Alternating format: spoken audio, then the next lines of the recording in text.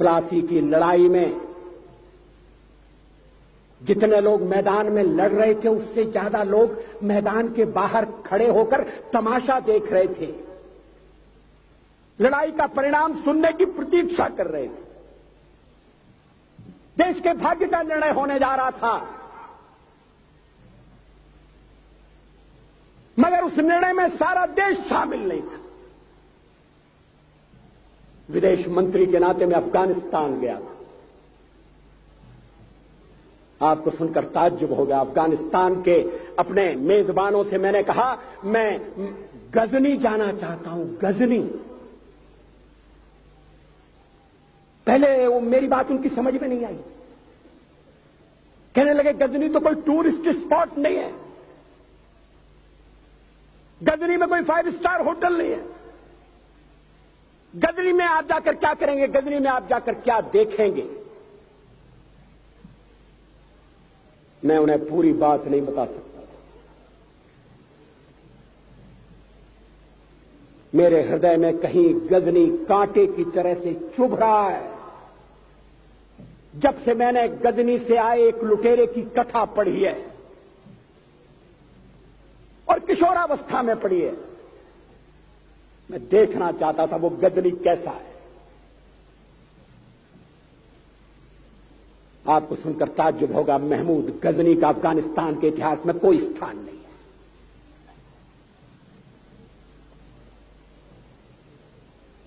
गजनी छोटी सी जगह है, छोटा सा गांव है।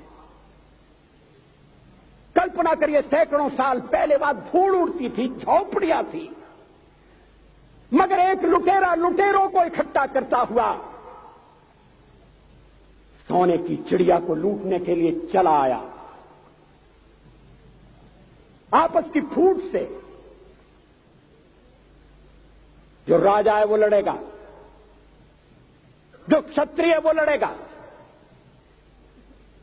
हमने समाज के बहुत बड़े वर्ग को लड़ने के अधिकार से वंचित कर दिया। हमने उन्हें हथियार नहीं उठाने दिए। मार्शल नॉन मार्शल के आधार पर हमने समाज को बांट दिया।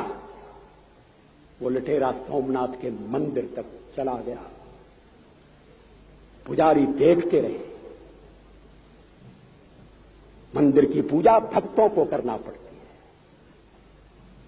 है। मंदिर तो एक प्रेरणा का केंद्र है। मैं देशपांडे जी की तरह से नास्तिक नहीं हूं, मगर उनकी नास्तिकता में भी जो आस्तिकता है मैं उसका आदर करता हूं, उसका सम्मान करता हूं। वो जिस आत्मविश्वास से नास्तिक होने की बात कहते हैं,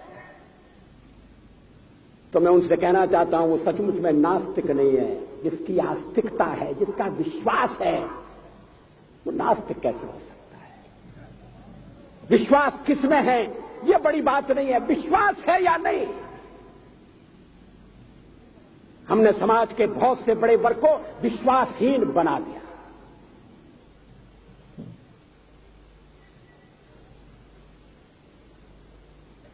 लोगों ने हथियार नहीं उठाए,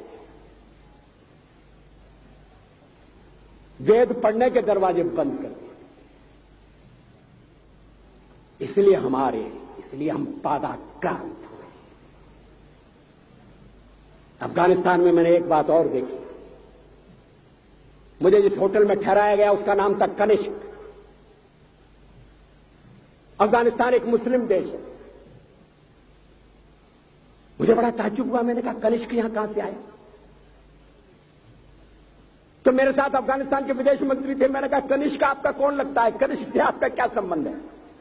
कहने लगे कनिष्क हमारा पूर्वज है, कनिष्क हमारा पुरखा है। He was one of our four father. मैंने कहा तब तो हमारे आपके पुरखे एक हैं। अफगानिस्तान के लोगों ने उपासना पद्धति बदली है, संस्कृति नहीं बदली। आज के भारत के परिवेश में यह सुनने के बाद थोड़ा विचित्र लगता है। हमारे यहां तो धर्मांतरण के साथ राष्ट्रांतरण होता है, ऐसा दृश्य दिखाई देता है। पड़ोसी देशों में ऐसा नहीं हुआ। अभी राम जन्मभूमि का मामला चल रहा है। एक विदेशी आए, कहने लगे ये राम जन्मभूमि का क्या झगड़ा है। हमने कहा इस पर विवाद हो रहा है कि श्री राम कहां पैदा हुए थे, और जहां पैदा हुए थे वो स्थान उनके मंदिर के लिए प्रयुक्त किया जाए या न किया जाए।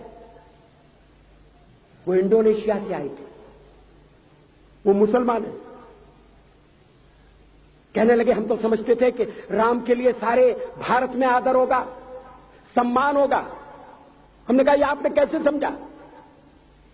कहने लगे आप तो इंडोनेशिया आ चुके हैं, इंडोनेशिया में बहुत से लोगों ने इस्लाम स्वीकार कर लिया, मगर श्री राम को विस्मृत नहीं किया, श्री राम को भुलाया नहीं। इंडोनेशिया के बाली द्वीप में 1 महीने रामायण की लीला होती है। मैं उस समारोह में जा चुका हूं। उस समय भी विदेश मंत्री मेरे पास बैठे थे। मैंने कहा ये रामायण ये क्या हो रहा है। मैंने कहा एक्सीलेंसी के मंच पर क्या हो रहा है। कहने लगे एक्सीलेंसी आपको पता होना चाहिए। हमने कहा मुझे तो पता है मगर मैं जानना चाहता हूं। कहने लगे ये रामायण है, ये राम है, ये लक्ष्मण है, ये सीता है। हमने कहा इनसे आपका क्या संबंध है, आप तो मुसलमान हैं। कहने लगे हमारा संबंध बहुत पुराना है, हमारा तब का संबंध है जब हम मुसलमान नहीं हुए थे। थाईलैंड की राजधानी अयोध्या कही जाती है। थाईलैंड के राजा को आज भी राम कहा जाता है। सावरकर जी ने हिंदू राष्ट्र की बात की, हिम्मत के साथ। बुनियादी तौर पर भारत हिंदू राष्ट्र है,